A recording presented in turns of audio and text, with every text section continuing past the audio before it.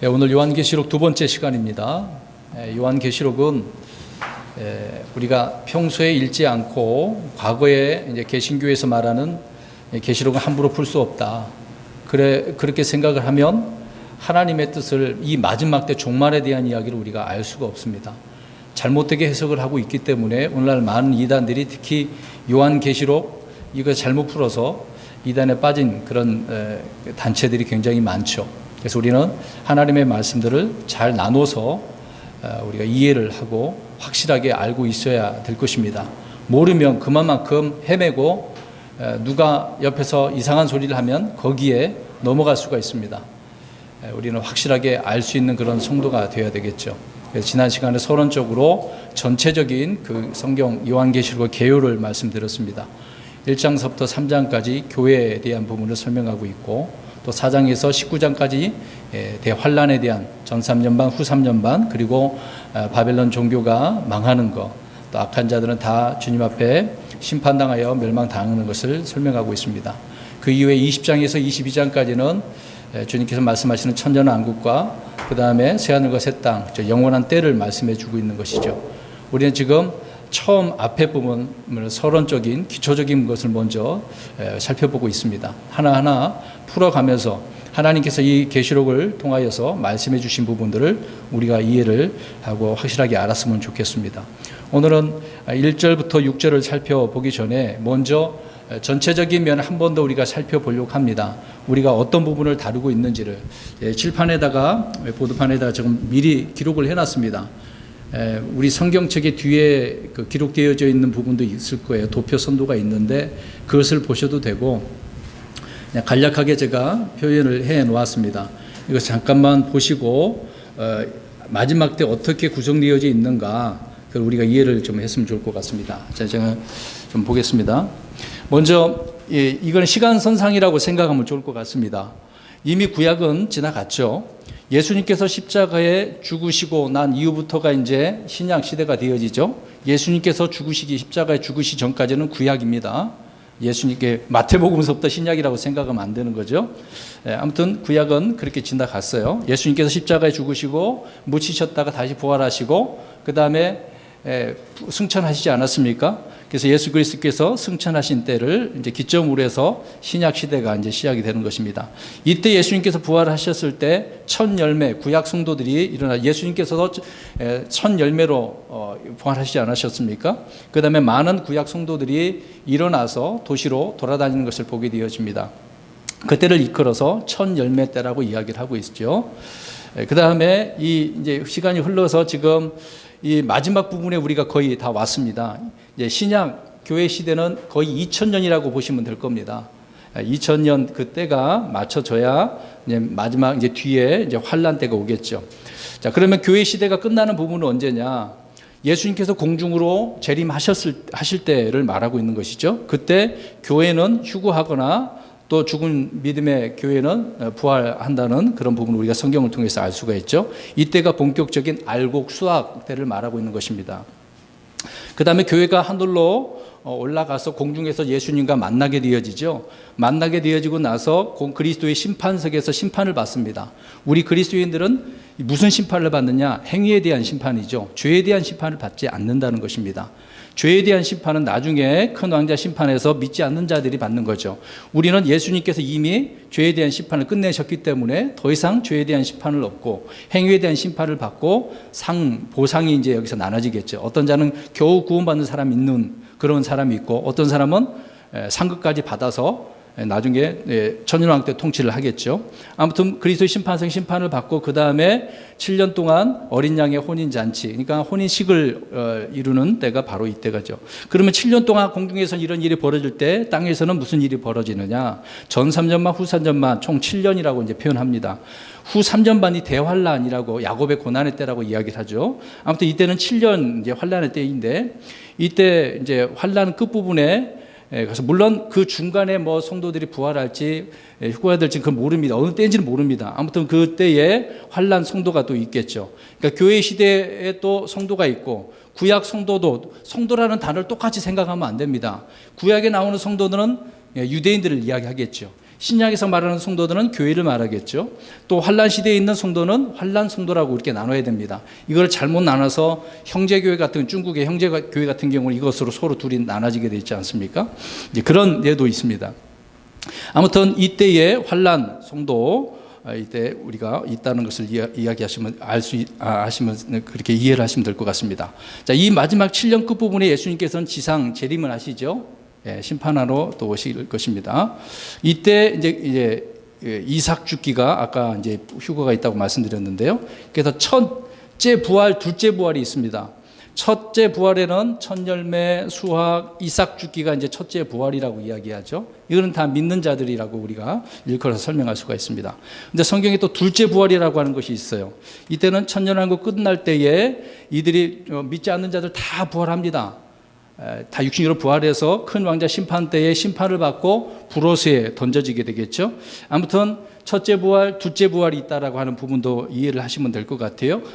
왜 그러냐면 이 계시록이 뒷부분에 다 나오기 때문에 그렇습니다. 이렇게 이해를 하시면 될 것 같고요. 그래서 신약 시대에는 예수님께 죽으시고 난 이후부터 수학 때까지가 우리가 계시록 1장에서 3장까지라고 통칭 그렇게 생각하셔도 됩니다. 그러나 1장에서 3장은 꼭 교회 이야기만 나오느냐? 그건 아닙니다. 환난에 대한 이야기도 나와요. 재림에 대한 이야기도 나옵니다. 그러나 여기에 이제 교회에 대한 이야기가 있기 때문에 우리는 이것을 일컬어서 교회에 대한 부분을 말씀한다라고 이야기하죠. 그 다음에 아까 이야기했던 건 7년 대환란이라는 것은 4장부터 19장까지 이거를 환란에 대한 이야기를 다룹니다. 특히 유대인에 대한 이야기입니다. 7년은 유대인에 대한 부분이에요. 다른 거 아닙니다. 이걸 분명히 알고 있으셔야 돼요. 또 신약 시대에는 교회에 대한 이야기고요. 그 다음에 그 부분은 이제 마지막 그때가 되겠죠. 그 다음에 예수님은 현재 무엇을 하고 계시느냐? 예수님께서 이 땅에 오셨을 때는 대언자로 오셨습니다. 선지자로. 선지자로 오셔서 대언을 하다가 구약 대언자들은 하나님 말씀 전하다가 순교를 당하는 경우가 있지 않습니까? 예수님께서도 선지자로 대언자로 오셔서 순교를 당하신 거죠. 그래서 죽으셨고 하늘로 올라가셨습니다. 그러니까 과거에는 예수님께서 선지자로 일을 하셨고 지금 현재는 어떻게 일을 하고 계시느냐? 하늘에서 셋째 하늘에서 대제사장으로서 중보하고 계시는 예수님 우리가 알 수 있죠. 예수님은 현재는 대제사장으로 일하고 계신다는 사실, 예수님의 세 가지 직분을 이야기하고 있는 겁니다. 그 다음에 나중에 왕으로서 천년 왕국 때에 다윗의 왕자 앉으셔서 왕으로 다스리는 그런 때가 바로 이때가 되겠죠.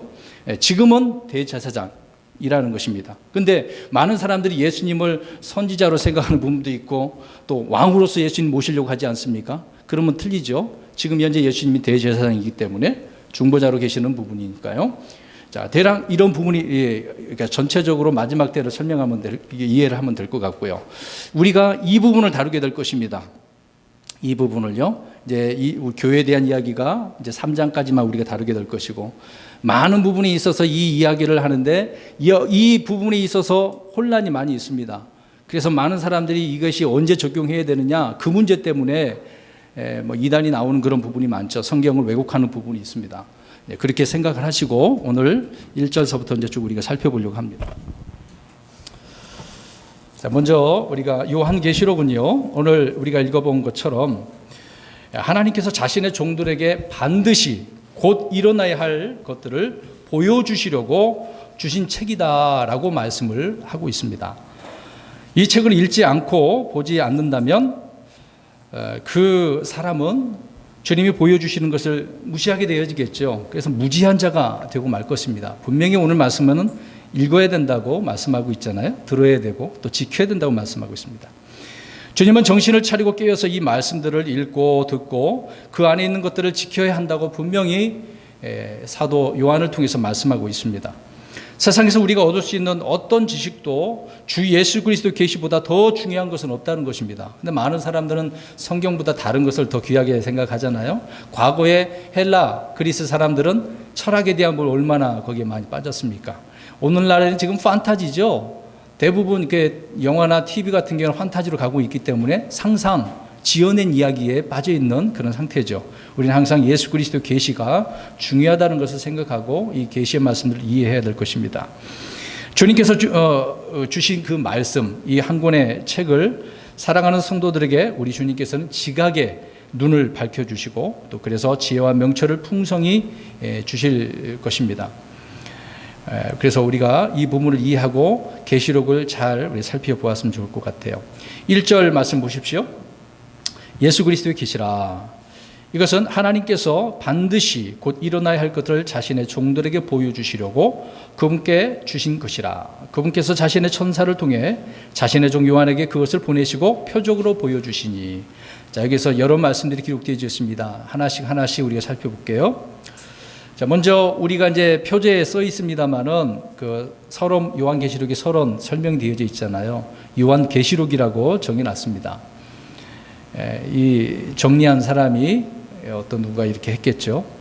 근데 1절을 우리가 보게 되어지면 이 책은 예수 그리스도의 계시다라고 이렇게 말씀을 하고 있습니다. 그러니까 책 이름이 어떤 것이냐, 이제 그 얘기를 하고 있는 거죠.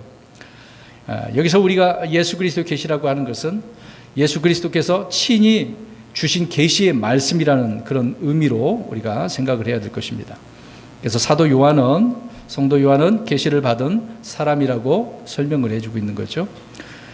여러분, 이 요한계시록, 성경의 영감이라고 하는 것은 디모데후서 3장 16절에 말씀하고 있는 것처럼 기록 자체에 주어진 것입니다. 요한에게, 기록자에게 영감이 준 게 아니라 성경 기록할 때 이 기록 자체에다가 주신 것이란 말씀이라는 거죠. 그래서 1절은 이 책의 성격을 한마디로 표현하고 있는 거죠. 예수 그리스도 계시다. 관한 계시도 아니고 예수 그리스도의 계시다. 그렇게 말씀하고 있는 것입니다.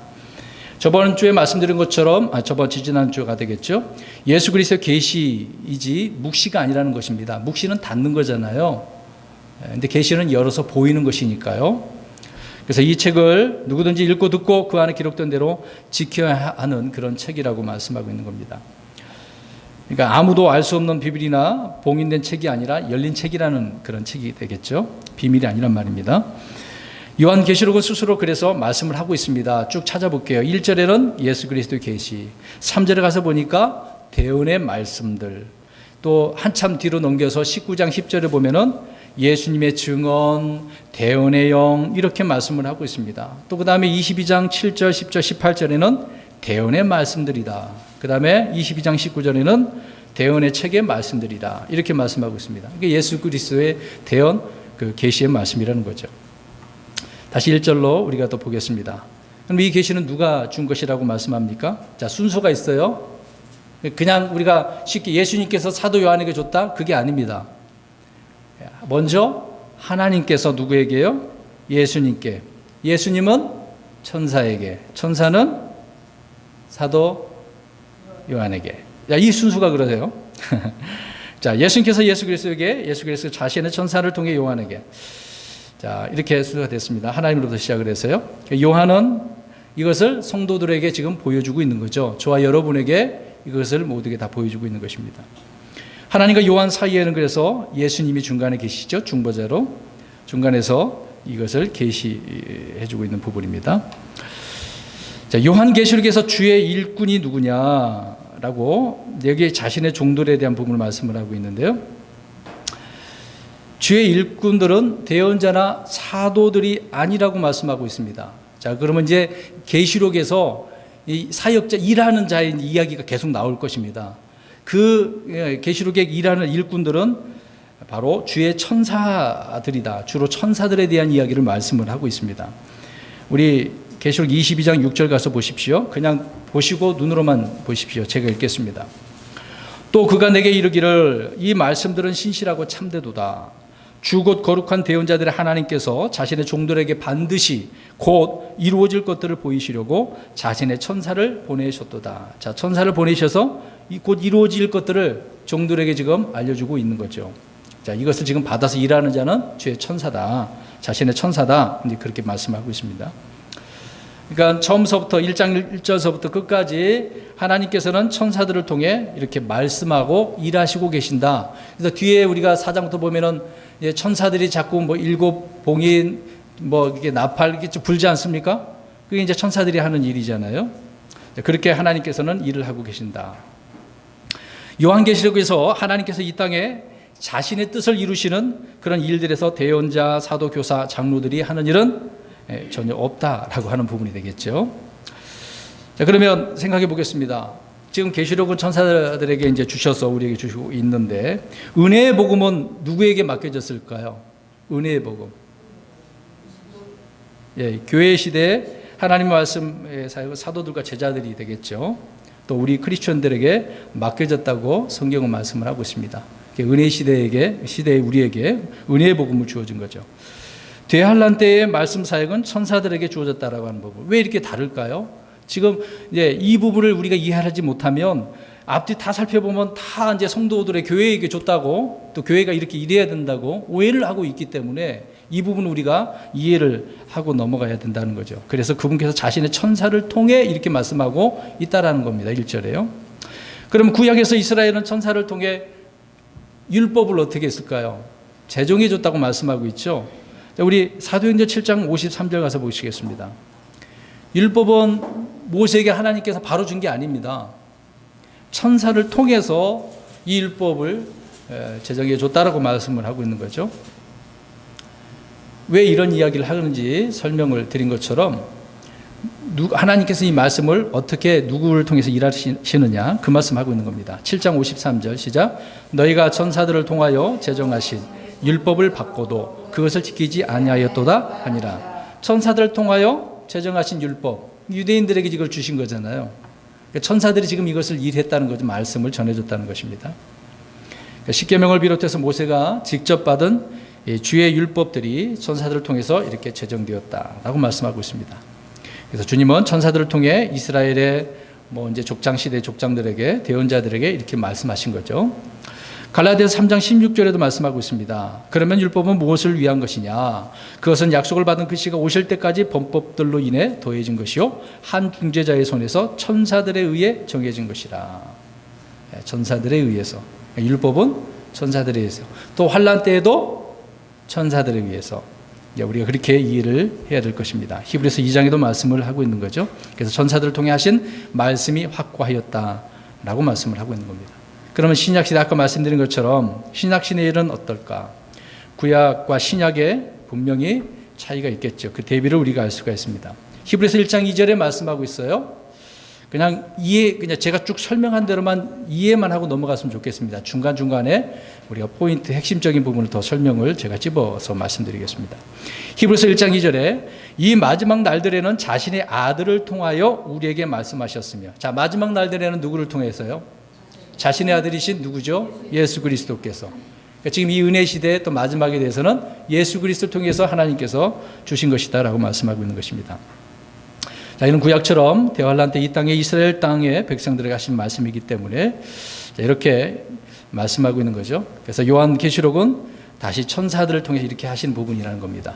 그러니까 구약은 천사들을, 또 은혜 시대는 예수 그리스도를 통해서 그리스도인들 또 사도들 이렇게 전하는 사람들에게 맡겨주신 거죠. 그 다음에 환난 때는 죄의 천사들. 자, 그렇게 이해를 하면 좋겠습니다. 그럼 다시 또 1절 갑니다. 반드시 곧 일어나야 할 것들을 보여주시려고. 자, 여기에서 반드시 곧 일어나야 할 것들이라고 말씀하고 있습니다. 사람들의 예언이나 과학자들의 어떤 예측, 점쟁이들이 얼마나 많은 것들을 앞날을 내다보는 식으로 이렇게 생각하겠습니까? 다 이제 거짓말이지만, 그들의 말과 달리 우리 주 예수 그리스도의 계시는 반드시 속히 일어날 일들이다. 다른 사람들 예언한 것들은 다 가짜겠죠. 과학자 노스트라다무스, 옛날에 다미 선교회 이장님 다 거짓말이 아니었겠습니까? 성경대로 바라보지 못하면 오해를 하겠죠. 그러나 말씀하신 이 계시록에 대한 부분이 앞으로 반드시 이루어질 것이다 라고 말씀을 하고 있는 겁니다. 계시록에 기록된 말씀들은 반드시 그래서 곧 일어날 일들이라는 것을 우리가 기억해야 되겠죠. 그래서 문자 그대로 이루어진다는 겁니다. 대부분 계시록을 상징으로 풀고 있기 때문에 이 부분이 많은 사람들이 이제 계시록이 이해가 안 되겠죠. 그래서 문자 그대로 우리는 성경대로 믿는 사람들은 그렇게 이해를 하고 있는 거죠. 그렇게 믿고 있습니다. 자, 대언의 말씀들은 그래서 추측이나 예상이나 확률적인 어떤 이론의 그 바탕을 두고 있지 않다는 겁니다. 그래서 몇 % 이루어진다. 그렇게 이야기를 하겠죠. 그러나 성경은 100% 이루어질 것입니다. 조금도 오차가 없이 하나님의 그 말씀하신 그 때에 맞춰서 100% 이루어지는 부분이 되겠죠. 계시로 주어진 대언들은 눈으로 보고 들은 체험보다 더 그래서 확실한 말씀이라는 겁니다. 그래서 우리가 이게 하나님의 말씀들을 주의해야 되겠죠. 베드로후서를 한번 가볼까요? 베드로후서 1장 이 부분을 좀 우리가 살펴보았으면 좋을 것 같아요. 베드로후서 1장 16절에서 21절. 그래서 대언의 말씀이 확실하다, 더 확실한 대언의 말씀이라고 하고 있죠. 자, 우리가 너희에게 우리 주 예수 그리스도의 권능과 오심을 알려줄 때에, 자, 앞으로 될 그 일들을 설명했네요. 교묘히 꾸며낸 이야기를 따르지 아니하였으며, 이제 그때도 얼마나 이 방해꾼들이 있었겠어요. 지어낸 이야기로, 꾸며낸 이야기로 교묘하게 그렇게 설파하고 있었던 자들이 있었다는 겁니다. 그러나 알려줄 때에 성도들은 거기에 흔들리지 않았다는 거겠죠. 우리는 그분의 위엄을 눈으로 본 자들이라. 자, 직접 눈으로 어떻게 했다고 이야기합니까, 사도들이? 베드로 사도는 봤다고 설명을 하고 있어요. 체험을 했네요. 자, 17절을 보겠습니다. 뛰어난 영광으로부터 이러한 음성이 그분께 나서 이르기를 이 사람은 내 사랑하는 아들이라 내가 그를 매우 기뻐하노라 하실 때에 그분께서 하나님 아버지로부터 존귀와 영광을 받으셨느니라. 주님께서 영광을 받으셨네요. 근데 18절에 하늘로부터 나온 이 음성은 우리가 그분과 함께 거룩한 산에 있을 때 들은 것이라. 자, 다 경험한 사실들을 설명해 주고 있네요. 예, 계속해서 이제 21절까지 봐야 되는데, 자, 아무튼 이렇게 알려줬습니다. 그런데 어떻습니까? 자, 이렇게 직접 눈으로 보고 체험을 했어요. 그럼 사도들이 예수님이 잡혀갔을 때 어떻게 했습니까? 다 뿔뿔이 흩어져 버렸어요. 체험을 했는데도 참 이게 나중에 이제 이것을 깨닫고 철저히 확실한 믿음 가운데 섰고 또 이렇게 가르치고 있는 부분을 알 수가 있는데, 그러니까 우리가 이게 문제입니다. 내가 눈으로 직접 봤다고 해서 이 믿음이 삶으로 직결되지 않는다. 개별적인 문제라는 거죠. 그래서 예전에 설교에 말씀드렸습니다만 보여줘도 안 믿는다는 거예요. 그냥 그때뿐이라는 사실을 우리가 알 수가 있죠. 사도들도 사실 그랬던 부분이 있습니다. 그러나 나중에 부활하시고 난 이후에 제자들이 확실히 깨닫고 목숨 걸고 이런 사실들을 이제 전하는 그런 삶을 우리가 알 수가 있겠죠. 그래서 1절 말씀을 다시 보면 곧 일어나야 할 일들이다. 곧 일어나야 할 일들이라고 분명히 말씀을 하고 있는 거죠. 자, 우리는 주님의 시간이 우리와 다름을 알 수 있습니다. 그러면 곧 일어나야 할 일이라고 생각을 하니까 그때에도 예수님께서 바로 오실 줄 알았어요. 사도행전을 보면 그렇지 않습니까? 그래서 베드로 사도가 요엘서를 언급을 하잖아요. 설교를 하잖아요. 사실 그게 이제 나중에 있을 일인데 지금 오시는 줄 알고 착각을 한 부분이 있었겠죠. 근데 이 부분이 이렇게 우리가 곧 일어나야 한다고 그러니까 바로 그렇게 생각을 했습니다. 사실 사도 바울도 주님께서 곧 오실 줄 알고 간절히 기다리고 있지 않았겠습니까? 자, 그래서 주님의 시간과 우리가 생각하는 시간이 좀 다르다라고 하는 부분을 성경을 통해서 우리가 알 수가 있겠죠.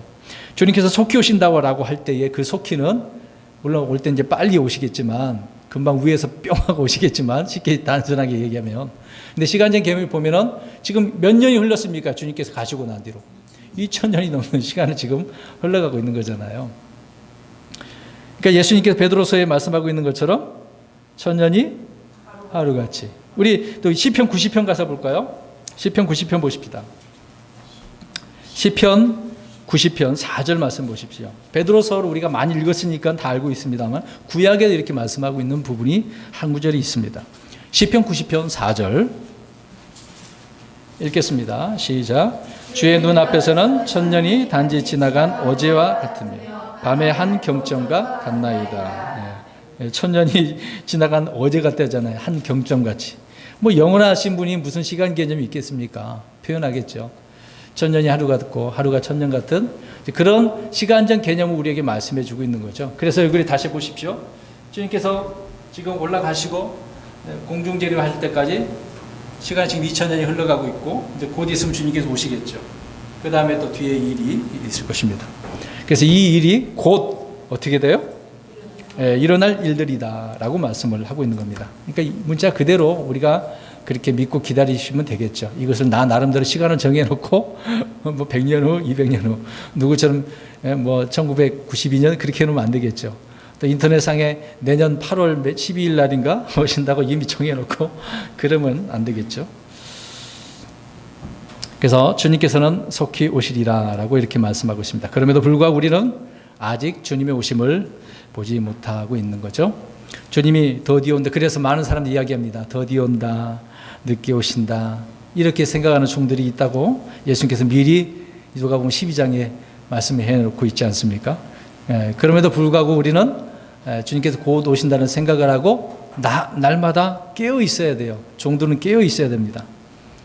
우리 누가복음 12장 36절에 깨어 있어야 된다고 주님께서 말씀을 하고 있죠. 지금 뭐 잠자면 안 된다 그런 생각이 그런 게 아니라 정신적으로 믿음으로 우리가 깨어져 있어야 된다. 이렇게 깨어 있어야 된다 말씀하고 있는 겁니다. 그래서 지금 이 시대에는 신랑이 더디 오고 졸고 있는 그런 어리석은 다섯 처녀처럼 이렇게 졸고 있단 말이죠. 물론 그것은 나중에 유대인들에 대한 부분이겠습니다만 교훈적으로 얻으면 지금 이 시대는 많은 사람들이 졸고 있습니다. 교회 나간다고 해서 그들이 다 그리스도인이다라고 할 수도 없겠죠.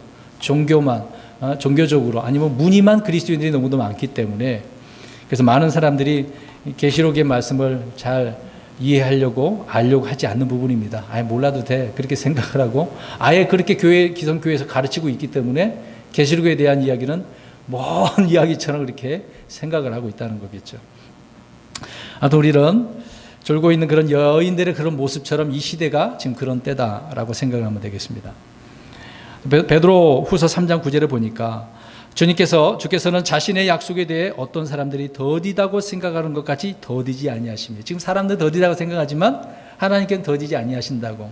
자, 이 이제 문제가 이제 속히 오신다고 하는 곧 일어나야 하는 그런 부분이 되겠죠.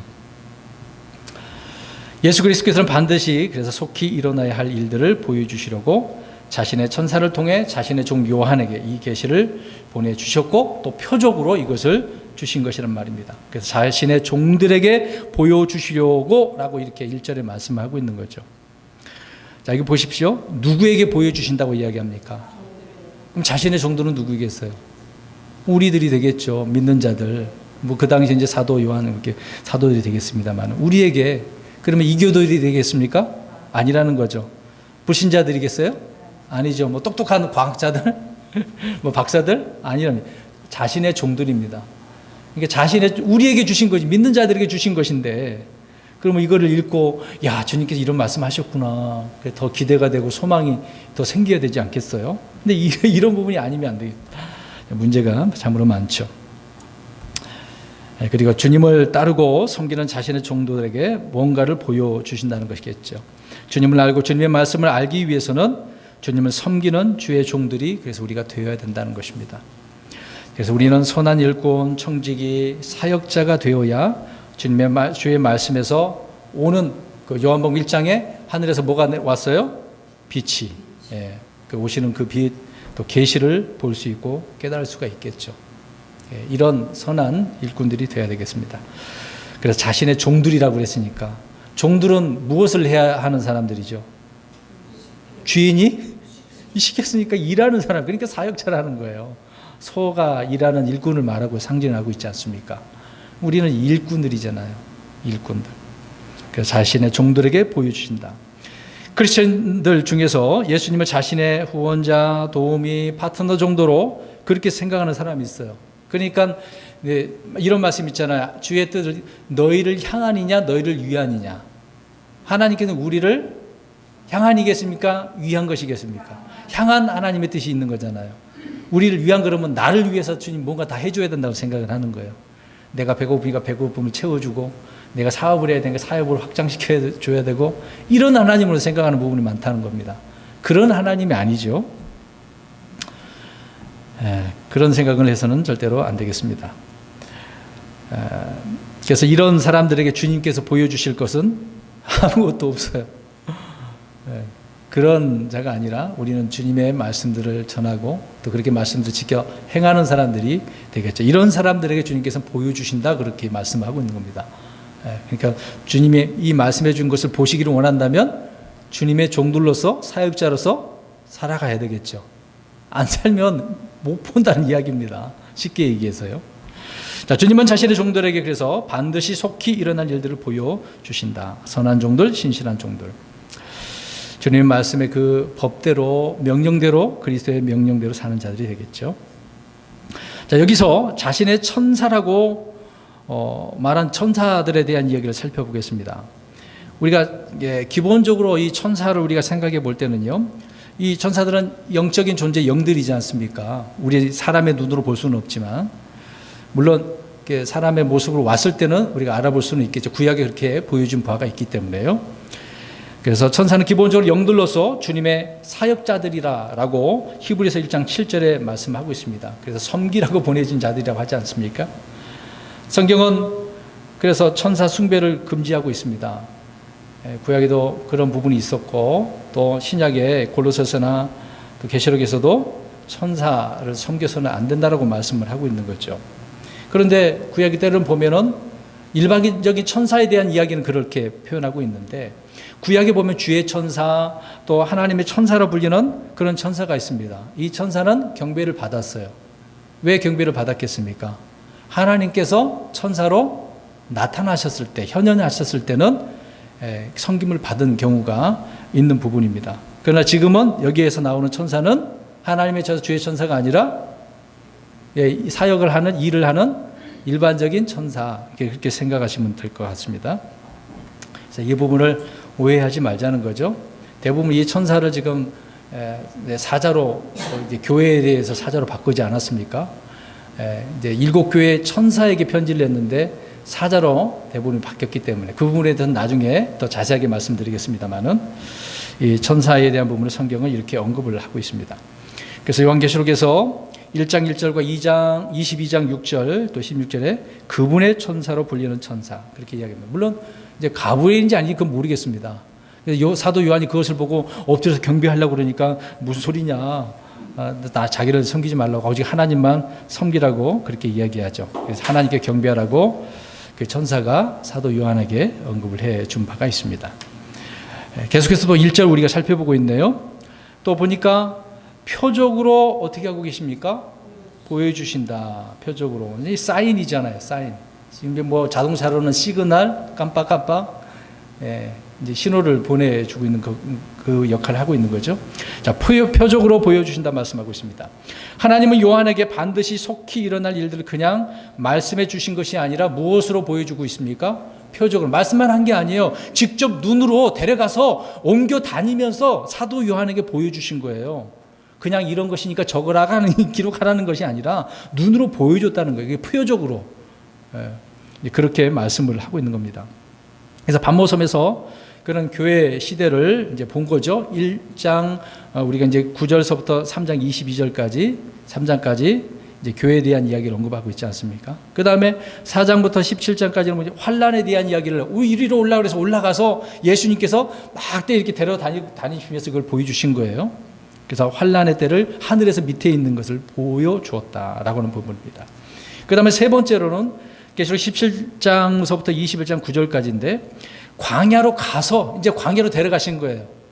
광야로 가서 큰 바벨론이 파괴되고 또 온 세상의 권력이나 또 그 원세들이 멸망당하는 것을 표적으로 보여주신 거예요. 눈으로 봤으니 얼마나 확실하게 보였겠습니까? 사도 요한의 입장은 하늘에서 그걸 보여줬으니 생생하겠죠. 우리는 비록 말씀을 통해서 우리가 그렇게 그려보고 머리로 생각을 해보겠습니다만은 사도 요한은 직접 하나님께 주님께서 보여주시는 것이란 말입니다. 그게 표적으로 보여준 것이다. 이제 그 얘기를 하고 있는 겁니다. 그 다음에 네 번째로 계시록 21장에서 20장 21절까지 크고 높은 산에서 거룩한 예루살렘과 영원 세계를 보았습니다. 자, 이런 식으로 표적을 보여주신 것이다 라고 말씀하고 있습니다. 그래서 직접 데리고 다니면서 보았다. 그 다음에 2절로 가서 보겠습니다. 1절은 우리가 그렇게 생각을 하시면 될 것 같아요. 다 이 9절마다 살펴보았습니다. 2절, 그가 하나님의 말씀과 예수 그리스도의 증언과 자기가 본 모든 것을 증언하였느니라. 세 가지네요. 요한계시록은 요한이 증언한 세 가지가 기록되어 있다는 설명을 하고 있습니다. 하나님의 말씀, 그리고 예수 그리스도의 증언, 자기가 본 모든 것. 자, 이것을 증언한다. 이 영어로는 bear record, 레코드 우리가 알죠? 레코드 저장하는 거잖아요. 기록을 말하고 있는 겁니다. 이 본 것을 증언하였느니라. 이게 그것을 증언하고 이제 기록했다라고 하는 부분이 되겠죠. 그래서 이 세 가지를 이제 보고서 이제 반모섬에서 이것을 기록한 거예요. 그걸 말씀하고 있는 겁니다. 그러니까 요한이 손수 기록한 이 요한계시록을 우리는 지금 하나님께서 보존하신 그대로 말씀을 우리가 보고 있습니다. 그래서 주의 깊게 보고 듣고 읽고 그 안에 기록된 것들을 지켜야 되겠죠. 그러나 이 시대에 많은 신학교, 교회, 많은 학자들이, 목사님들이 이것을 무시하고 파괴하려고 한다는 것이죠. 이 세 가지를 우리가 살펴봐야 되는데 못 보게 한다는 겁니다. 그래서 우리는 한 글자, 한 단어 빠짐없이 그래서 이렇게 한 절씩 한 절씩 다 살펴보고 우리가 지금 가고 있지 않습니까? 우리가 이렇게 살펴봐야 되겠죠. 그래야만 우리가 빠짐없이 다 순수한 주의 말씀임을 확신하고 또 지킬 수가 있는 것 아니겠습니까? 어렴풋이 아는 것도 아니고 확실하게 알고 넘어가는 것이 중요할 것입니다. 그럼 믿지 않은 유대인들은 어떻게 했습니까? 하나님의 말씀은 구약은 가지고 있어요, 없어요? 그들이요. 가지고 있잖아요. 근데 그들에게는 뭐가 없어요? 신약이 없어요. 예. 가지고 있지만 예수 그리스도의 신약은 가지고 있지 않습니다. 그럼 우리 그리스도인들은 어떻습니까? 구약도 있고 신약도 있고 다 가지고 있네요. 예. 그리고 또 사도 요한이 본 이 계시록까지 다 갖고 있는 거예요. 예. 앞으로 있을 일까지. 자, 교회 초대교회 때부터 지금까지 요한계시록은 많은 이것이 정경으로 넣어야 되냐 빼야 되느냐 뭐 심지어는 요한계시록이 저급한 책이다 그래서 넣지 말아야 된다 엄청나게 뭐 치고받고 싸우는 그런 다툼이 과거에 있었습니다. 왜 그랬겠습니까? 왜 그런 일이 있었겠어요? 앞으로 될 이런 일들을 못 믿도록 알지 못하도록 사탄의 계략이 되겠죠. 그러나 하나님께서 이것을 보존하셔서 지금 우리에게 주신 것이다 라고 말씀하고 있는 것입니다. 그래서 많은 크리스천들이 하나님의 말씀과 예수 그리스도의 증언으로 인해서 고난을 받는 거예요. 성경대로 바르게 믿어보려고 얼마나 이렇게 살아가는 데서 많은 어려움이 있어서 심지어는 사자밥이 되고 또 뭐 터키 쪽인가요? 갑바도기아, 카타쿰 땅굴 속에 들어가서 숨는 경우가 많았지 않습니까? 또 성경을 지키려고 많은 사람 피를 흘리는 또 책을 살펴보면 피를 흘리는 발자취라고 하는 책이 있거든요. 많은 사람들이 목숨 걸고 이 성경을 지켜왔다라는 것을 알 수가 있겠죠. 그래서 이 하나님 말씀과 예수 그리스도의 증언, 자기가 본 모든 것을 이렇게 기록한 것을 우리가 지금 보고 있다. 감사한 일이죠, 사실상. 만약에 과거의 학자들이 그렇게 못 보게 했다고 한다면 그럼 앞으로 종말에 대해서 우리가 알 수 있겠습니까? 모르는 거죠. 그냥 구약에 나오는 그 부분만 이해하고 있는 거잖아요. 그러니까 구약의 대언자들이 다 이해하지 못했어요. 왜? 다니엘 같은 경우는 그 다니엘 책을 어떻게 해야 하고 있었습니까? 봉인했기 때문에 모르는 거잖아요. 근데 계시록은 지금 어떻게 봉인하지 말고 오픈하는 열린 책이란 말이죠. 그 계시 열어서 보이는 거잖아요. 그렇게 알려줬기 때문에 우리가 이 마지막 때를 그래서 이 부분을 우리가 알 수 있는 겁니다. 이것을 모르면은 이 마지막 때 몰라서 헤매고 있는 거예요. 지금도 어떻게 될지 모르고 있는 그런 상태가 되겠죠.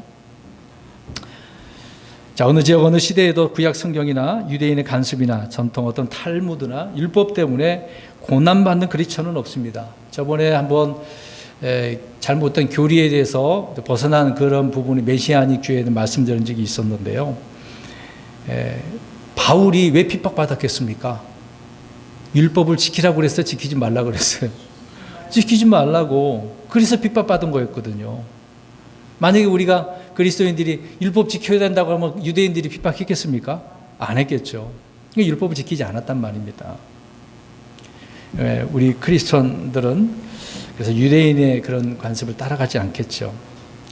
근데 유대인의 정신을 따라가야 된다고 지금 오늘날 얼마나 유대인 그 관습을 따라서 또 공부까지 하잖아요. 무슨 교육이라고 하잖아요. 레만가요, 쉐만가요. 이런 교육을 지금 교회에서 하고 있습니다.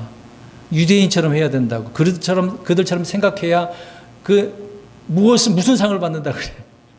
노벨상까지 받는. 왜 그러냐면 노벨상 받은 사람들이 대부분 유대인들이거든요.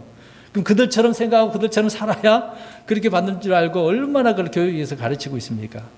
사실 그런 것을 우리가 벗어나야 되는 건데요. 뭐 그렇게 노벨상 받으면 뭐 하겠어요? 예수님 안 믿는 걸. 자, 안타까운 부분입니다.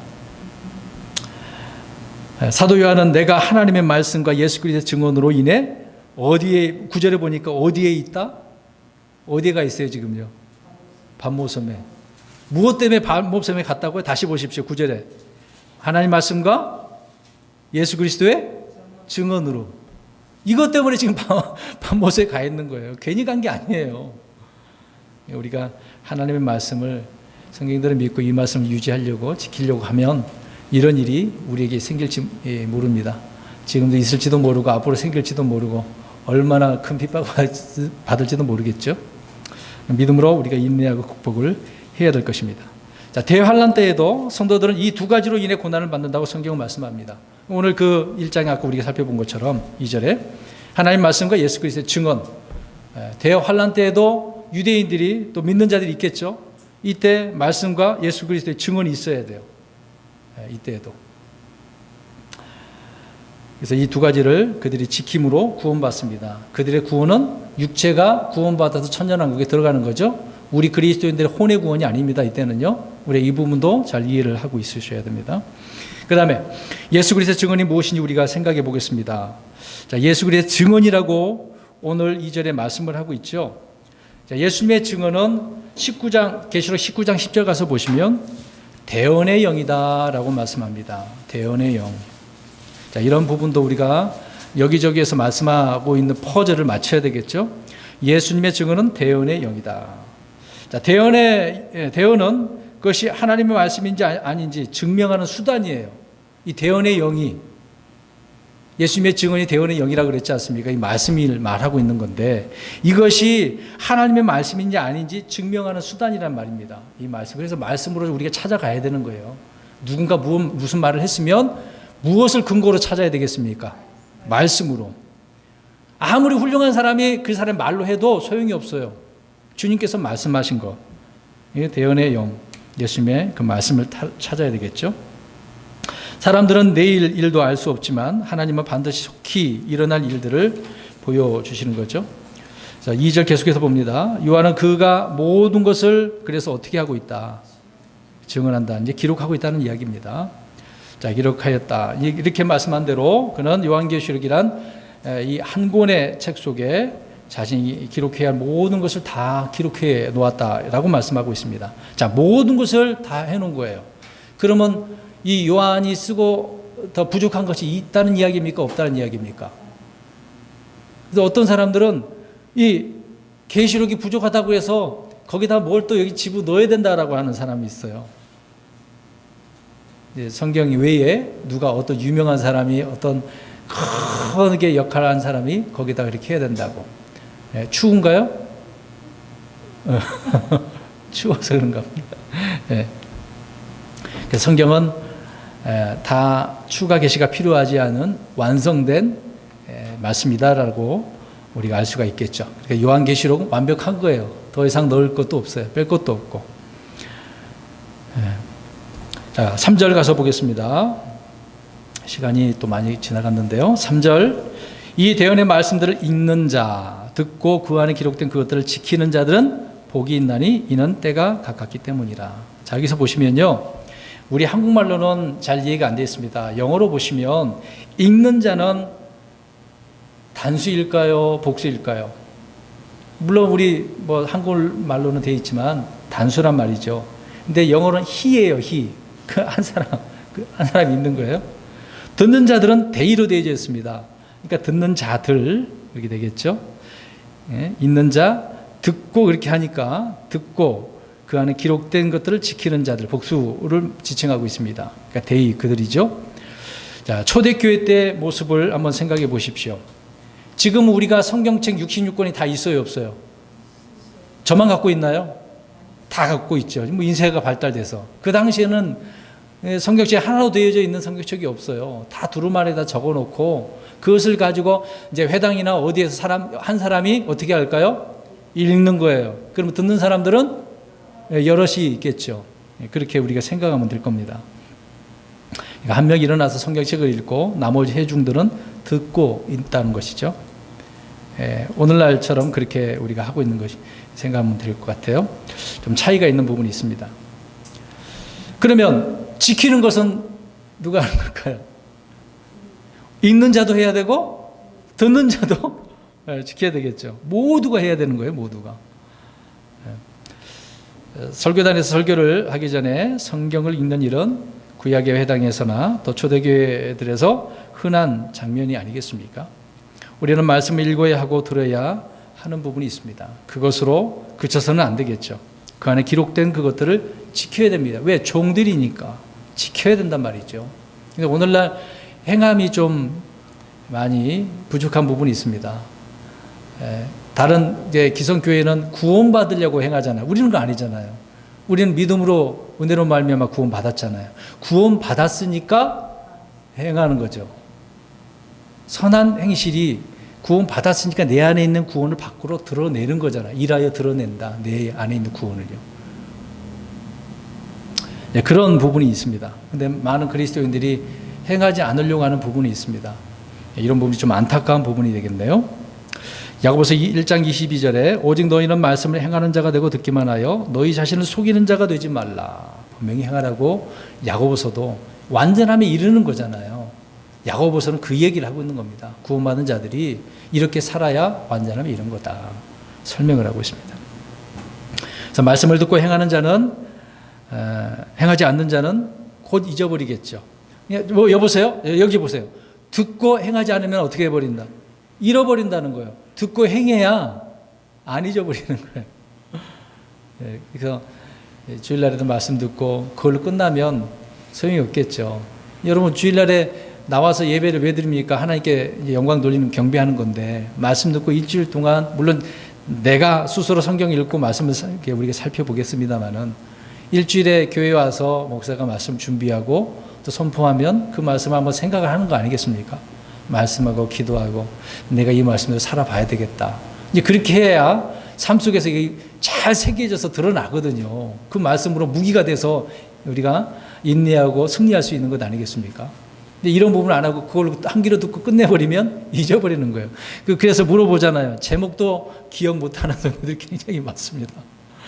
그래서 반복적으로 제가 말씀하는 경우가 많이 있어요. 마태복음 7장 21절에 내게 주여 주여 하는 자가 다 하늘의 왕국에 들어가지 아니하고 오직 하늘에 계신 내 아버지의 뜻을 행하는 자라야 들어간다라고 말씀합니다. 자, 이 말씀은 물론 하늘의 왕국 유대인들에 대한 부분이 되겠죠. 여기서 그는 분명히 말씀하고 있는 것처럼 주여 주여만 하면 안 되겠죠. 아버지 뜻대로 뜻을 행해야 된다라고 말씀하고 있습니다. 그럼 우리 그리스도인들은 보겠습니다. 요한복음 6장 40절 한번 볼까요? 그러면 주의 뜻이 뭐냐? 이제 요한복음 6장은 하늘에서 내릴 그 만나 이 영적인 것을 이야기하니까 사람들이 잘 몰라요. 하나님의 일이 뭐예요? 주의 뜻이 뭐예요? 이렇게 물어보잖아요. 예수님께서 그들에게 설명을 합니다. 우리 성도님들이 읽겠습니다. 요한복음 6장 40절 시작. 나를 보내신 분의 뜻은 이것이니 나를 보고 그를 믿는 모든 자가 일어나는 생명을 얻는 것이니라. 마지막 날에 내가 그를 일으키리라 하시니라. 자, 보니까 아들을 보고 어떻게 해야 돼요? 믿어야 된다고요. 아들을 보고 예수님의 말씀을 믿고 주님께서 하신 일을 믿으란 이야기입니다. 그게 아버지 뜻이에요. 그러니까 잘 믿어야죠. 그 말씀대로. 그래서 이 마지막 때는 이 믿음에 대한 이야기죠. 누가 하나님의 말씀을 잘 믿고 지키느냐, 이제 그런 부분이 되겠죠. 저와 여러분이 주님의 말씀 잘 믿는 자가 되었으면 좋겠습니다. 이 말씀은 구약의 유대인들에게 너무나 익숙하고 당연한 말씀이 아니겠습니까? 아까 마태복음 7장 21절이에요. 그들은 율법을 듣는 것이 아닌 행함으로 의롭게 되었기 때문이겠죠. 신약의 크리스천들은 율법의 행위와 상관이 없이 복음을 듣고 믿음으로 의롭게 되어집니다. 그럼 대환란 때는 어떻게 되겠습니까? 대환란 때는요. 자, 이 구절 찾아봅니다. 계시록 12장 17절. 대언의 말씀을 읽는 자, 듣고 그 안에 기록된 것을 지키는 자들 우리가 지금 살펴보고 있습니다. 계시록 12장 17절. 대환란 때는 어떻게 되겠습니까? 시작. 용이 여자에게 진노하여 그녀의 시 중에서 남은 자들 곧 하나님의 명령들을 지키고 예수 그리스도의 증언을 가진 자들과 전쟁을 하려고 가니라. 아멘. 자, 환란 때도요. 하나님의 명령, 이제 율법이 되겠죠. 그 다음에 예수 그리스도의 증언, 예수님이 피로써 구원받는 이제 복음이 또 있지 않겠습니까? 예수 그리스도의 그 증언을 가지고 있는 자들, 이런 자들과 지금 용이 어떻게 합니까? 전쟁을 하고 있네요. 그러니까 환난 때도 하나님의 명령들, 말씀을 지켜야 되겠죠. 그 다음에 예수 그리스도의 증언, 이렇게 있어야 된다고 말씀을 하고 있는 겁니다. 앞에 1절, 2절, 3절 계속 이어지고 있네요. 그래서 대환란 때 남은 자들은 하나님의 명령들, 이제 율법을 지키고 증언, 예수 그리스도의 증언을 가진 자들 말씀을 하고 있는 것입니다. 계시록 14장 12절에도 가서 보십시오. 여기에 성도들의 인내가 있나니. 자, 아까 얘기했습니다. 그럼 계시록 14장이니까 이 성도들은 누구를 말하는 걸까요? 아까 얘기했잖아요. 네, 환난 성도, 네, 이 환난 성도를 말합니다. 그래서 이 환난 성도들의 인내가 있는데 여기에 하나님 명령들과 예수님의 믿음을 지키는 자들, 네, 환난 때에도 이렇게 되어집니다. 말씀드린 것처럼 성도들은 크리스천들이 아닙니다. 여기서요. 예루살렘에 성전을 세우고 거기에 봉헌물을 드리는 유대인들, 믿는 자들, 다른 믿는 자들이 되겠죠. 7년 대환란 중간에, 이제 후 3년 반 시작하기 중간에 적그리스도가 강제로 이제 이것을 중단시킵니다. 못하게 하니까요. 그러니까 우리 교회가 휴거하고 난 뒤로 이 땅에는 적그리스도가 유대인들에게 성전을 짓게 하고 제사를 지내게 합니다. 그러나 적그리스도가 나중에 후 3년 반 시작할 때, 그러니까 전산유가 끝날 부분에 배신하죠. 이제 못하게 한단 말입니다. 그때까지는 이제 전 3년 반까지는 율법을 지키겠죠. 예수 그리스도의 증언을 믿겠죠. 근데 후반 때는 완전히 엄청난 핍박을 하기 때문에 다 죽이지 않습니까? 666 그런 얘기가 나오고요. 아무튼 그렇게 나눠지는 부분을 이해하면 될 것 같아요. 그래서 3절 다시 보니까 이는 때가 어떻기 때문이다. 가깝기 때문이다. 예, 금방 가깝게 있다고 말씀하고 있습니다. 자, 말씀을 듣고 읽고 지켜야 하는 이유 중 하나가 바로 이것이에요. 때가 어떻기 때문에, 가깝기 때문에. 지금 많은 그리스도인들이 아직 2000년 지났는데 뭐 아직 오실라 모르는 거 아닙니까? 그렇게 하다 보니까 이걸 우습게 그냥 생각하는 경향이 있겠죠. 로마서 13장 11절에 또 때를 알거니와 지금이 우리가 잠에서 깨어야 할 바로 그때이니. 그러니까 바울이 있었을 초대교회 때에서부터 지금까지 계속 어떻게 하고 있는 거예요? 그러니까 깨어 있는 거예요. 깨어 있는 상태. 졸면 안 되겠죠? 믿음으로 깨어 있는 성도가 되어야 됩니다. 그래서 때는 점점 가까워져 오고 있는 거예요. 자, 때는 우리 가고 있는 걸까요? 오고 있는 걸까요? 오고 있는 거예요. 네, 주님 그때가 오고 있어요. 우리에게. 네, 그러니까 한 해가 우리는 같다라고 이야기하잖아요. 그렇지만 내년이 한 해가 오고 있는 거잖아요. 그래서 제가 연말만 되면 꼭 이제 한 해 동안 이야기를 하면서 그 다음 해를 미리 준비하자고 말씀을 전하지 않습니까? 왜? 오고 있는 해를 준비해야 돼. 맞이하고 준비해야 되기 때문에. 어떻게 우리가 이 오늘 해를 믿음으로 살아야 될까? 네, 그런 말씀을 제가 이제 주로 전하는 부분이 있습니다. 그래서 오고 있는 거예요. 이제 그래서 주님께서 오실 때가 이제 얼마 남았을까요? 시간상으로는 우리가 이제 재림과 휴거에 대한 책이 나와 있지만 뭐 5분도 채 안 되는, 또 유튜브에 제가 또 봤습니다만은 3분도 안 되는, 이제 그렇게 누가 올려놓은 부분이 있더라고요. 시간상으로는 그래요. 정말 가까이 온 때가 가깝다라고 하는 부분을 우리가 알 수가 있습니다. 히브리서 10장 37절에 조금만 있으면 오실 분께서 오실 것이요 지체하지 아니하시리라. 조금만 있으면. 초대교회 때 이런 말씀 해놨잖아요. 근데 지금 조금만 있으면.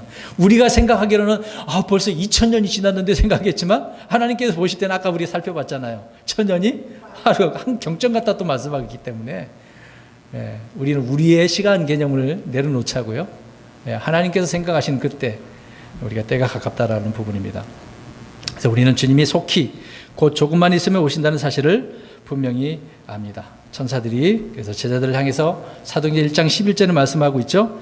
제가 읽겠습니다. 너희 갈릴리 사람들아, 너희가 어찌하여 서서 하늘을 보느냐? 너희를 떠나 하늘로 들려 올라가신 이 동일한 예수님께서는 너희가 그분께서 하늘로 들어가심을 본 그대로 오시리라.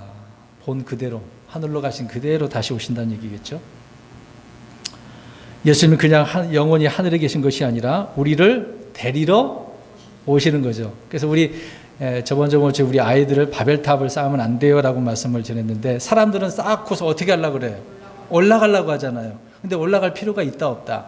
없다는 겁니다. 왜? 주님께서 오시니까. 사람은 자꾸 올라가려고 그래. 안 올라가도 주님께서 알아서 오실 텐데. 다시 오신다는 그 주님만 기다리고 있기만 하면 되는 거거든요. 이런 문제가 있네요. 계시록 1장 4절입니다. 이제 4절이네요. 세 구절 남았습니다. 요한은 아시아에 있는 7교회에 편지하노니 지금도 계시고 전에도 계셨고 앞으로 오실 분과 그분의 왕좌 앞에 계신 7영과. 이 부분이 좀 저도 옛날에 굉장히 좀 혼란스러웠습니다. 뒤에 이제 계신 7영 때문에 좀 복잡한 부분이 있었는데요. 여기 보니까 지금도 계시고 전에도 계셨고 앞으로 오실 분과 또 그분의 왕자 앞에 계신 7영과. 지금도 계시고 전에도 계신 분이 누굴까요? 예수님, 하나님이시죠. 예. 또 앞으로 오실 분은 누구예요? 예수님이시죠. 재림오시죠. 또 그분의 왕자 앞에, 왕자 앞에 계신 7영. 이거는 성령님을 설명하고 있는 거죠. 잠깐 이 부분을 설명드립니다. 요한이 이 편지를 쓸 당시를 생각해 보면 예루살렘은 이미 어떻게 됐습니까? 네, AD 70년에 파괴됐죠. 유대 땅의 유대인은 지금 남아있지 않고 다 세계로 어떻게 됐습니까? 흩어져 버렸잖아요. 디아스포라라고 하는 그런 부분이 있습니다. 예루살렘이나 유대에 있는 교회들에는 편지를 쓸 수 없는 상황이에요, 지금. 왜? 거기는 사실상 다 흩어져서 없기 때문에 사도 요한이 편지를 쓸 수 없잖아요, 유대에다가. 예루살렘이에요. 요한은 마케도니아, 로마 등에 있는 유럽의 교회들은 아무 편지를 또 쓰지도 않았습니다. 이 소아시아에 있는 7교회죠. 아시아에 있는 지금의 이 아시아가 아니라 터키 근방에 있는 소아시아. 그 주변에도 교회가 여러 더 있었습니다. 히에라폴리스라고 하는 또 교회도 있었고요. 그 교회 이름이 오늘 1장 11절과 2절에서 3절에 기록되어져 있습니다. 2장 3장에 나와 있죠. 많은 교회들 중에서 7을 선별한 것은 어떤 대표성을 지니고 있기 때문에. 자, 7영 이야기하니까 성경은 7에 대한 이야기가 많이 있습니다. 굉장히 많이 나오잖아요. 뭐 7일도 있고요. 또 사실상 세상적인 부분도 7이라고 하는 부분이 있습니다. 우리 몸에 세포가 있잖아요. 세포는 몇 년 동안 살다가 죽을까요? 과학적인 겁니다. 7년 동안 살다가 죽고 다시. 그러니까 하나님의 그 기준은 1부터 7 해서 다시 8 시작이에요. 근데 우리 이방인의 숫자는 1부터 10하고 1 그렇게 가잖아요. 주로. 이제 하나님 보는 그 숫자 개념이 그렇게 되어져 있는 부분입니다. 그래서 7. 그래서 7교회도 나오고 그렇게 설명을 하고 있는 거죠. 자, 그래서 계속해서 계시록은 7이라는 수가 이렇게 반복적으로 나옵니다. 7은 어느 민족 나라에서나 좋아하는 그런 숫자가 아닙니까? 그래서 7자는 뭐 행운의 숫자다, 뭐 별의별 수로 다 이야기합니다. 근데 하나님께서는 이 7을 가지고 일하신다는 거예요. 7을 가지고 완전하게, 완전수라고 또 이렇게 이야기도 하죠. 또 우리는 하나님이 창조하신 7일 체계 속에 살고도 있고,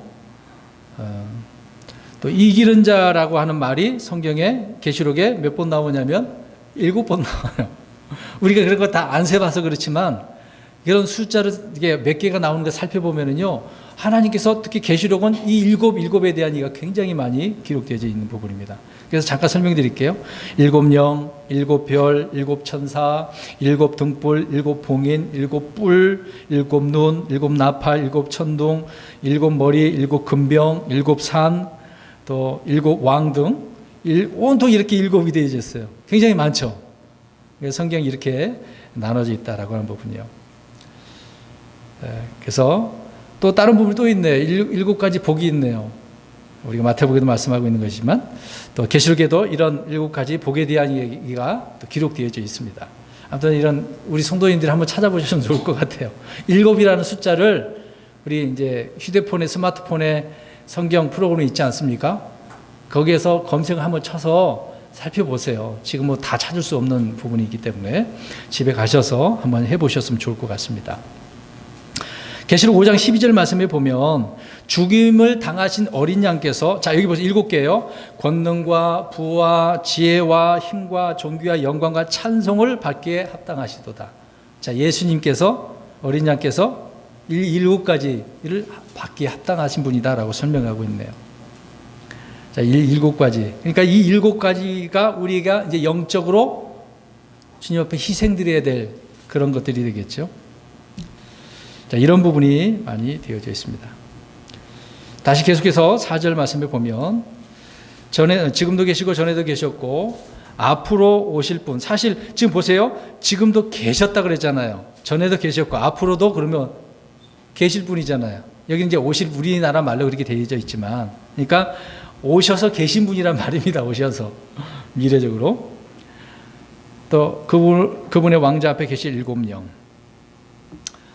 자, 일곱 영이라고 되어져 있어요. 이 일곱 영은 이제 성령님을 말씀하고 있고 하나님께서 이 일하신 부분을 설명하고 있습니다. 성령님의 그 사역적인 면, 그 일에 대한 부분을 언급을 하고 있습니다. 이것이 이제 이사야 11장 1절 2절에 언급을 하고 있어요. 제가 읽겠습니다. 2절만 읽겠습니다. 주의 영 곧 지혜와 명철의 영이요 계략과 능력의 영이요 지식과 주의 두려움의 영께서 그 위에 머무시며. 성령님을 지금 이렇게 설명을 하고 있습니다. 성령님의 열매도 사실 한 가지잖아요. 그러나 성령 열매를 9가지로 표현해 주고 있지 않습니까? 성령님께서도 지금 이 7가지에 대한 부분을 이렇게 일하시는 부분을 설명을 해주고 있는 것입니다. 그래서 주의 성령의 7가지 속성, 능력을 가리키는 부분이 7영 그렇게 이야기하고 있습니다. 그러니까 저도 옛날에 7영 도대체 성령님이 7분이라는 거야? 뭐 7가지는 뭘 한다는 거야? 그래서 제가 이제 한참 이제 킹제임스 성경을 돌아오기 위해서 1년 동안 공부하고 있을 때 같이 따라다니면서 부흥회 하신 그분과 따라가 다녔는데 그 목사님이 이 7영을 성령님의 7가지로 이제 어떻게 풀더라고요. 이제 그게 이제 어떤 사역적 부분도 있는데 그분이 좀 잘못한 부분이 이 성령 7가지. 이렇게 성령님 그렇게 해석을 하는 부분이 있었습니다. 그래서 좀 이해가 안 됐었거든요. 이제 킹제임스 성경을 통해서 성령님께서 이렇게 성령님이 가지고 계신 속성과 능력을 말하는 거구나. 이제 그렇게 이해하게 되어진 부분입니다. 그러니까 성령님의 이 7중성이라고 할 수 있겠죠. 이것을 완전성을 언급하는 부분입니다. 스갈에서도 또 설명하고 있습니다. 스갈에서 3장 9절에 만군의 주가 말하노라 내가 여호수아 앞에 놓은 돌을 보라. 이 여호수아는 그 모세 후계자 여호수아가 아닙니다. 대제사장 여호수아예요. 한 돌에 7눈이 있으리라. 7눈이라고 설명하잖아요. 보라 내가 거기에 새길 것을 새기며 그 땅의 불법을 하루에 제거하리라 말씀하고 있습니다. 자, 한 돌에 7눈이라고 알고 있어요. 이것은 왕자 앞에 있는 7영들은 성령 하나님에 관한 설명해 주고 있는 것입니다. 자, 그래서 4절은 그렇게 이해하시면 될 것 같아요. 하나님께서 7으로 일을 하신다.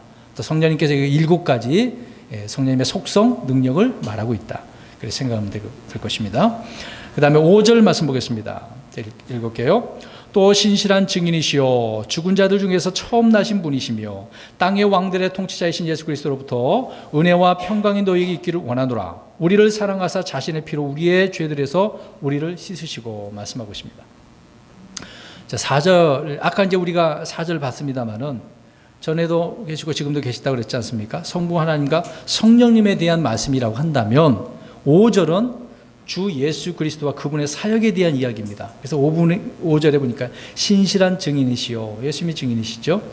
죽은 자들 중에서 처음 나신 분이시며 예수님에 대한 이야기를 언급하고 있습니다. 자, 예수 그리스도는 신실한 증인. 자, 여기 보세요. 아까 그래서 제가 설명 들었습니다. 여기 보십시오. 예수님께서는 옛날에 구약에 이제 십자가에 죽으시기 전까지는 선지자 대언자로 증언하시다가 죽으셨죠. 그다음 지금은 무슨 일을 하시고 계신다? 대제사장. 그러나 이제 나중에 예수님께서 이 땅에 천연왕국으로 오셨을 때 왕으로서 이 통치를 하시는 부분이 되겠죠. 이 3가지 일을 지금 말씀을 하고 있는 것이죠. 그래서 이 대제사장으로 지금 계시다라고 하는 부분입니다.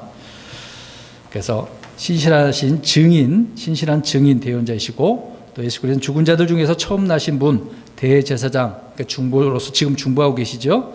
그 다음에 통치하시는 부분이 되겠습니다. 자, 그 다음에 계속해서 5절 말씀 보니까 자신의 피로 우리의 죄들에서 우리를 씻으셨다라고 말씀하고 있습니다. 근데 자신의 피라고 말씀하고 계시네요. 근데 사도행전 20장 28절을 보면 예수님의 피는 무슨 피, 누구의 피라고 말씀하고 있습니까? 여기 찾아보겠습니다. 네. 사도행전 20장 28절. 사도행전 20장 28절 시작. 그러므로 너희 자신과 온 양떼에게 주의를 기울이라. 성령님께서 너희를 그들의 감독자라 삼으사 하나님의 곧 그분께서 자신의 피로 사신 교회를 먹이셨느니라. 자, 자신의 피. 이걸 보면은 자신의 피는 누구의 피예요?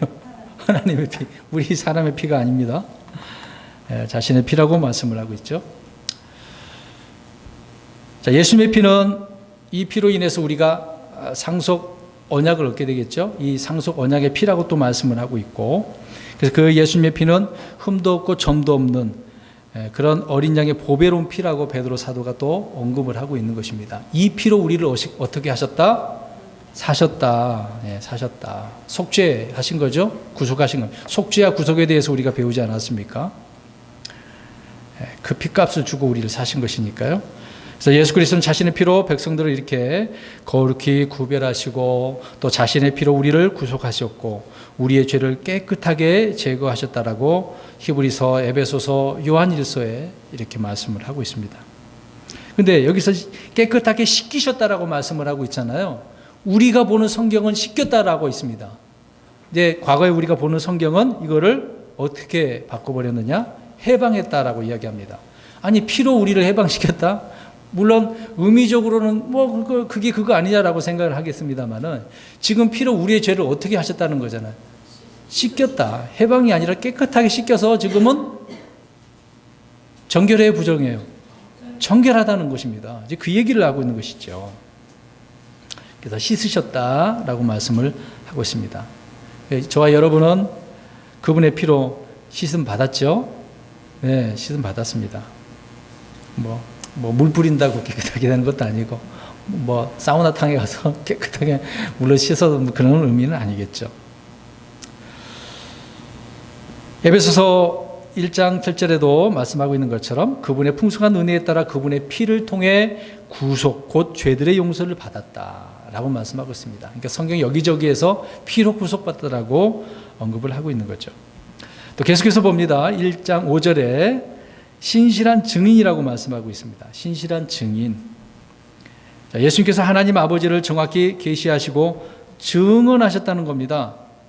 왜? 아버지께서 말씀하신 것을 듣고 예수님께서도 증언하신 거잖아요. 그래서 예수님만이 하나님의 신실한 증인이라는 거죠. 사람 누구가 하나님의 말씀들을 직접 들었겠습니까? 아니잖아요. 예수님만이 듣고서 이 땅에 오셔서 말씀하셨고 또 사도 요한에게 이것을 증언해 주고 계시는 거죠. 마찬가지로 우리는 예수 그리스도의 증인이 아닙니까? 주님께서도 이렇게 신실한 증인인데 지금 많은 그리스도인들이 증인 역할을 좀 하지 못한 그런 부분이 있습니다. 실천을 좀 해야 되겠죠. 저도 역시도 덥다고 핑계대고 지금 못하고 있지만 이제 다시 또 저도 시작을 해서 평택역에 나가서 증인을 역할을 하려고 합니다. 우리 성도 여러분들도 시간 나신 분들은 같이 동참했으면 좋을 것 같아요. 그 다음에 계속해서 5절을 보니까 땅의 왕들의 무엇이다 라고 설명합니까? 통치자. 자, 땅의 왕들의, 이 땅의 왕들이 굉장히 많죠. 그 왕들의 통치자. 그러면 예수님께서 이런 통치자가 되시는 것인데 이 땅의 왕들은 자신들 위에 어떤 권세, 통치자가 있다는 사실을 잘 모를 겁니다. 자기가 이제 다 최고라고 생각을 하겠죠. 그 위에 또 누가 통치자가 있는데 그걸 생각 안 한다는 이야기죠. 그래서 예수님은 유대 민족의 왕이시다라고 유대인의 왕으로 오시니라고 마태복음 말씀하고 있지 않습니까? 유대인의 왕이었던 거죠. 그 다음에 이스라엘 국가의 그 왕이시기도 하고 또 시편 24편 7절에 보시면 영광의 왕이라고 말씀합니다. 히브리서 7장 2절에는 의의 왕이라고 또 히브리 7장 2절에 계속해서 평강의 왕이라고 계속 15장 3절에는 성도들의 왕이라고 또 계시록 19장 16절에는 왕들의 왕이라고 예수님은 그래서 땅의 왕들의 누구다? 통치자시다. 진정한 통치자시죠. 또 5절에서 예수님을 일컬어 특별히 죽은 자들 중에서 처음 나신 분. 이게 이제 오늘날 문제가 있습니다. 여호와 증인들이 주장한 거죠. 이 구절 때문에 예수님이 창조된 자라고 이렇게 언급을 합니다. 그래서 제가 지난주 월요일 날에 그 여성분하고 이 문제를 약간 한 5분, 10분밖에 안 됐는데 이 문제로 좀 오고 간 이야기가 있었는데요. 그들은 예수님이 창조된 분으로 그렇게 생각을 해요. 예, 참 아이러니하죠. 하나님을 믿는다라고 하지만 성경대로 안 믿으니까.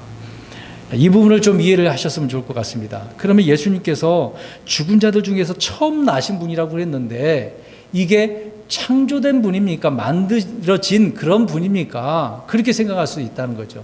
이 부분이 그 말씀이 아니라는 부분입니다. 잠깐 설명을 드릴게요. 자, 분명히 말씀은 예수님은 죽은 자들 중에서 처음 나신 분이라고 말씀을 하고 있습니다. 다시 표현하면 예수님께서 부활하실 때 부활의 첫 열매, 성령님의 첫 열매, 오순절 때 첫 열매, 뭐 이렇게 계속 나오고 있지 않습니까? 고린도전서 15장 20절 가서 보면 그러나 이제 그리스도께서 죽은 자들로부터 일어나사 잠든 자들의 첫 열매가 되셨도다. 자, 이 이야기를 하고 있는 거예요. 여기서 지금 5절에서 죽은 자들 중에서 처음 나신 분, 지금 다 죽어 있잖아. 예수님께서 십자가에 죽었을 때 다 죽어 있는 그런 상태 아닙니까?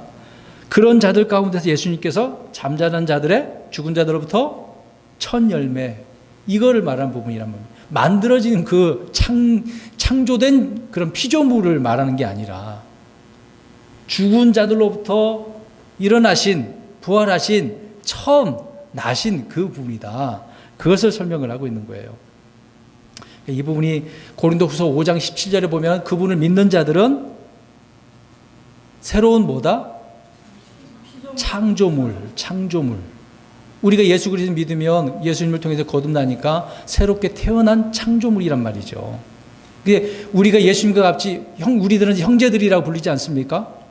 로마서 8장 29절의 말씀에 보면 그렇게 설명을 하고 있습니다. 근데 형제들에 대한 얘기가 언급을 하고 있거든요.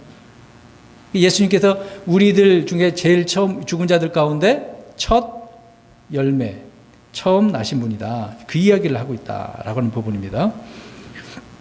그래서 성경에서 우리가 이제 하늘에서 난 첫 번째 사람, 태어나신 하나님의 말씀에서 하나님께서 사람으로 태어나신 첫 번째 사람, 그렇게 설명을 하고 있는 거죠. 그러니까 아담과 비교를 해보시면 됩니다. 아담은 창조됐죠? 만들어졌습니다. 근데 예수님은 그게 아니라는 거죠. 아담은 첫째 사람이고 예수님은 마지막 아담이라고 말씀하고 있습니다. 그래 죽었다가 일어나신 첫 열매이신 그 예수입니다. 그래서 좀 어려운 부분이 있을 수도 있어요. 저도 처음에 이 부분이 많이 이해가 안 됐던 부분이 있었거든요. 그래서 창조된 분이 아니라 예수님께서는 처음 나들 중에서 태어나신, 일어나신, 나신 분이다. 분명히 나신 분이라고 되어 있어요. 나신 분.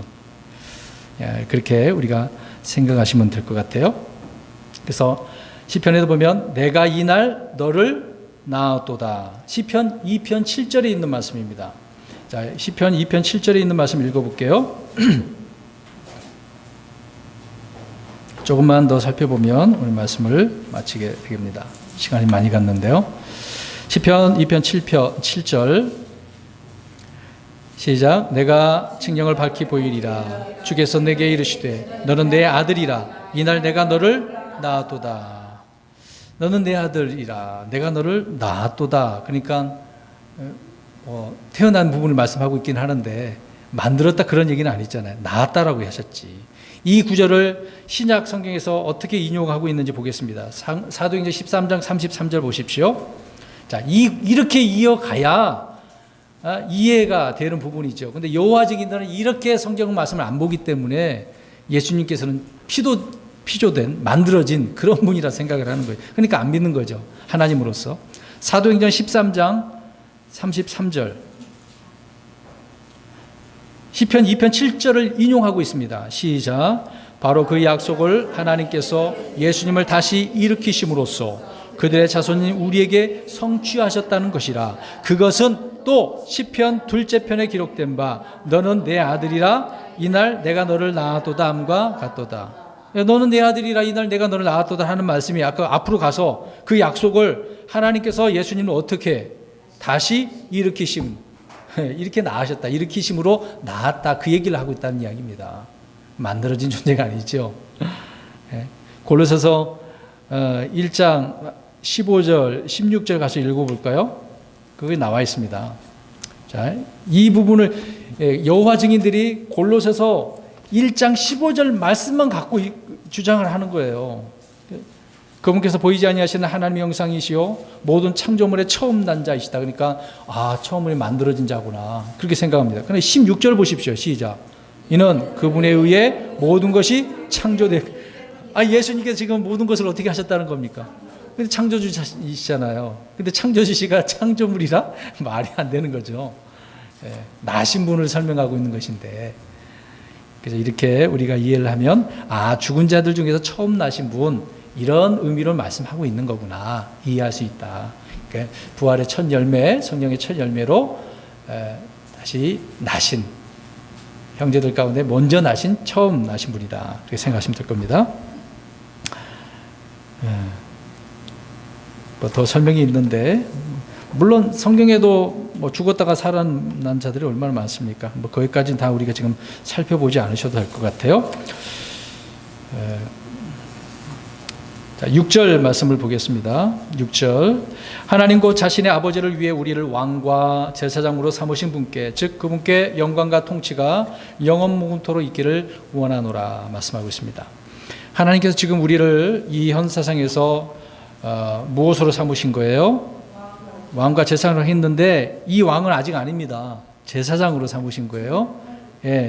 지금 저와 여러분은 왕이나 통치자가 아니죠. 나중에 천년왕국 때이니까 삼으셨지만 왕으로서는 천년왕국 때. 그러나 지금은 제사장을 우리가 맡겨져 있죠. 베드로서에도 말씀하고 있는 것처럼, 자, 이 땅에 양떼들 위에 군림하고 지배하고 통치하려는 자들이 있겠지만 우리 그리스도인들은 이 땅에서 종들로 섬겨야 되는 것이겠죠. 그래서 지금 현 시대에 주님을 섬기고 그분과 함께 고난당하는 자들이 그분과 함께 통치하게 나중에 그렇게 되겠죠. 우리 베드로후서 2장 5절 가서 보겠습니다. 우리는 현재 제사장으로 되어져 있는데 거룩한 제사장이라고 말씀하고 있죠. 물론 아는 말씀이지만 살펴보겠습니다. 읽겠습니다. 베드로 전서 2장 5절 시작. 너희도 살아있는 돌들로서 영적 집으로 건축되고 예수 그리스도를 통해 하나님께서 받으실 만한 영적 희생물을 드리는 거룩한 제사장이 되었다. 영적 희생물, 아까 이야기했어요. 우리는 세 가지예요. 영적 희생물이 뭡니까? 주로 입술에 찬양의 열매만 생각할 뿐만 아니라 기도해야 되겠죠. 그리고 찬양하고 또 그렇죠. 말씀을 전하는 자들이 되겠습니다. 자, 이렇게 기도와 찬양과 또 이런 역할을 우리가 해야 영적인 제사장으로 하나님 앞에 드려지는 거겠죠. 베드로전서 2장 9절에서 보겠습니다. 2장 5절 읽었으니까 2장 5절 9절 읽겠습니다. 선정된 세대요 왕가의 제사장이요 거룩한 민족이요 특별한 백성이니 이것은 너희를 어둠에서 불러내어 자신의 놀라운 빛으로 들어가게 하신 분께 대한 찬양을 너희가 전하게 하려 합니다. 아멘. 자, 찬양도 이렇게 전해야 되겠네요. 이렇게 우리에게 영적 제사장으로 드릴 수 있도록 제사장으로 지금 삼아 주신 부분입니다. 그래서 열심히 이 일을 해야 되는 거겠죠. 우리에게 영적 희생물을 열심히 드릴 수 있도록 최선을 다해야 되겠습니다. 우리는 주님께 대한 찬양을 전하는 이런 부분이요. 그 다음에 계시록 5장 10절에도 보면 또 우리 하나님 위에 우리를 왕과 제사로 삼으셨으니 우리가 땅에서 통치하리이다. 나중에 그래서 천년왕국 동안에 이 통치가 될 것입니다. 6절 말씀을 계속 보면 땅에서 통치하리라고 하는 부분을 우리가 금방 읽었는데요. 이 말씀 그대로 문자 그대로 나중에 이루어지겠죠. 뭐 상징적으로 뭐 영적 왕국이다. 무천년주의자들은 이것을 무시하게 되겠죠. 그러니까 이들에게 있어서는 통치가 그들에게는 없지 않겠습니까? 우리에게는 이것이 이루어질 것이고요. 그 다음에 이제 끝부분이 되는데요. 1장 5절에서 6절에서 예수님이 신실한 증인, 또 죽은 자들의 처음 난 자, 땅의 왕들의 통치자라고 말씀하고 있습니다. 이 말씀이 이제 시편 89편 27절 또 36절에서 17절 말씀하고 있는데 다윗이 예수 그리스도에 관한 말씀을 하고 있는 것인데요. 요한계시록 1장 5절 6절 말씀과 이것이 일치한다는 말씀입니다. 자, 이것을 조금 설명하고 마치도록 할게요. 시편 89편 27절부터 쭉 가서 보십시오. 나 또한 그를 나의 처음 난 자로 삼아 땅의 왕들보다 높게 하며. 자, 우리가 아까 5절 읽지 않았습니까? 그 말씀이 지금 시편 89편에 기록되어 있죠. 처음 난 자로 지금 삼으셨고, 그 다음에 땅의 왕들보다 높게, 그러니까 땅의 왕들의 통치자시죠. 그 다음에 36절 보십시오. 시편 89편 36절. 그의 시가 영원히 지속되고 그의 왕자가 해같이 내 앞에 있으리니. 37절에 그것이 달같이 하늘에 있는 신실한 증인같이 영원히 굳게 세워지리로다. 예수님께서 신실한 증인이시니까요. 그러니까 처음 난 자, 땅의 왕들보다 높게 통치자시고 신실한 증인은 이 세 가지 이 타이틀, 이름이 여기 나오고 있습니다. 그래서 주님께서는 내가 그를 앞으로 만들리라 라고 말씀하고 있는 거죠. 자, 그렇게 말씀하셨는데 우리 주님의 이렇게 관련돼서 예언해 하신 말씀인 것입니다. 예수님이 누구다 지금 설명을 하고 있는 것이죠. 그러한 예수님이 우리에게 지금 사도 요한에게 계시를 해주고 있는 부분입니다. 그래서 이런 말씀들을 읽고 듣고 지키는 자가 어떠한 자다? 복이 있는 자다. 그렇게 말씀을 하고 있는 거죠. 5절에서 6절에 예수님께서는 마지막입니다. 우리와 관련해서 하신 일이 우리를 사랑하셨다. 또 자신의 피로 우리의 죄들로부터 우리를 어떻게 하셨다? 씻기셨다. 그 다음에 우리를 왕과 제사장으로 삼으셨다. 만드신 거죠. 이렇게 하셨다. 그래서 우리는 주님께서 하신 일을 찬양하고 전하는 자가 되어야 한다고 우리는 이 말씀 속에서 알 수가 있습니다. 그래서 잠깐 여기 보십시오. 이제 마지막 되겠습니다. 이런 부분 속에서 이 마지막 때를 우리가 안다고 한다면 우리 이렇게 찬양하도록 전하도록 했으니까 이런 부분을 우리가 잘 알고 확실하게 배워서 우리 주변에 있는 사람들에게 저와 여러분이 알려줘야 되겠죠. 그냥 오늘 배우는 것으로 끝내서는 안 된다는 겁니다. 지금 다시 한번 이것을 우리 성도님들 집에 가셔서 영상을 통해 나중에 복습을 하셔서 우리 그리스도인들이 이 마지막 때 이 말씀을 읽고 지키고 듣고 지키는 그런 성도로서 내가 살아야 되겠다. 우리 이런 다짐을 하고 믿음으로 살아가야 되는 것입니다. 그리할 때 이 마지막이 기쁜 거예요. 내일도 기쁘고 그 다음도 기쁘고 더 기대되고 더 소망이 있게 되어지는 것이거든요. 우리는 확실하게 이것이 알고 새겨졌기 때문에 얼마나 행복한 자들이겠습니까? 근데 이걸 모르면 내일이 막 힘든 거예요. 지금 다가오고 있는데 내가 가는 것처럼 생각하면 그냥 한 해가 지나가는구나, 끝나는구나. 그래서는 안 되겠죠.